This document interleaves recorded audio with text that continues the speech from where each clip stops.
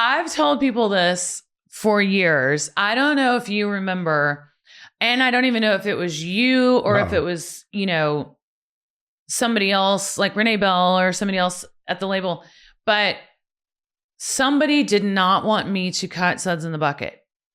And Paul and I were getting so much like, we don't like that. We don't like it. And so Paul and I were trying to figure out how can we beg them to put this on the record. And then I remember somebody saying it can go on the record, but it has to be last.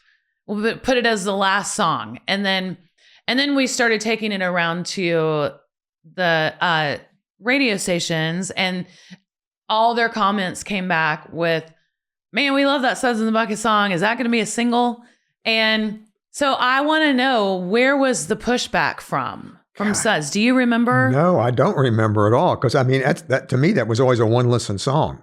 Yeah. Yeah. So okay. So it wasn't you. It could have been the promotion department going, at that point, you remember the issues we used to go through about, radio, I want to love this, all this stuff. And I don't want to remember Full I'm a Woman? I wrote Full I'm a Woman with Matrace Berg. I know you have to go. We'll get to other topics soon. But it's such a cool song. I just listened to it the other day for the first time in 20 years. But it's like, yesterday you offered me the world. Did you think I'd take it? Now you treat me like some silly girl. There was one part of the melody. Somebody at Country Radio had the audacity to say, we'll play it if she changes that one note. Do you remember that? Yeah. I had to go back in the studio and change that note. And I was just like, I mean, I grew to have such a deep-seated hatred for country radio. I mean, a hatred. Well, I have to tell you, Sarah, I mean, it's something that even I sit here and when I hear that, we were so dependent.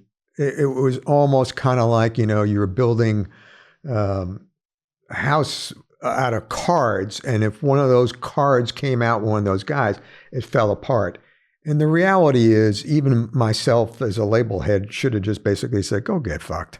Yeah. I mean, and I don't remember which guy it was that did that, but I can see my door open up and, the Mike Wilson and the Keith Gale show coming down the door here going, and Butch coming in or whatever at that point going, oh my God, what's going on? Hey, we're not going to do this. And then I go, I'm not going to do that. And then it's going to tell the chain's going to do that. And you're going, oh my God, I got to stick my fingers in the dike over here. And then who's going to tell Sarah that she has to change a melody line that she wrote with Matrace Berg, like one of the best songwriters in the world, But okay, so so we're going to figure out who was pushing against Suds because yeah, I'm going to have to go back and do a little homework on that one. Yeah, maybe, oh my God, I just forgot my producer's name. Paul will remember. Yeah.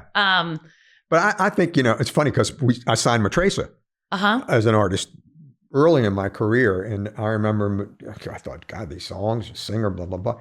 She was terrible as an artist. It was good enough. It was cool. Yeah. She was a stylist. She was cool. But I thought, it was so funny because she actually wrote a song on second album called Eat at Joe's because that's what she felt like she was doing. She was eating, she was surviving off of me. But yeah, I remember going into the radio station somewhere in California and, she went through and she started talking about, people that had influenced her in country music. And, I can't remember, whether it was Patsy or somebody like that. And, the radio person went, who? And you could see Matrace just... the blood drained from her face and she just put a key in her mouth and wouldn't talk. Right. And just never wanted to go back again. Right. Which is something that Renee shared too. She's never put me at dinner again with any of these radio people. I can't have them around me, Yeah, it's terrible. I mean, and nothing bad ever happened like, no Me Too stuff. Right. But they were just assholes. Yeah, and too many opinions. And yeah, I mean, you guys didn't have a choice. You were dependent on that. And it just... Yeah, it didn't work. It worked, but it didn't work. It was a dysfunctional relationship. Right. It's like you wanted every label to come together and say, we're all going to tell the radio stations to fuck off all at the same time. But of course, that would never happen because, somebody would always do what they wanted.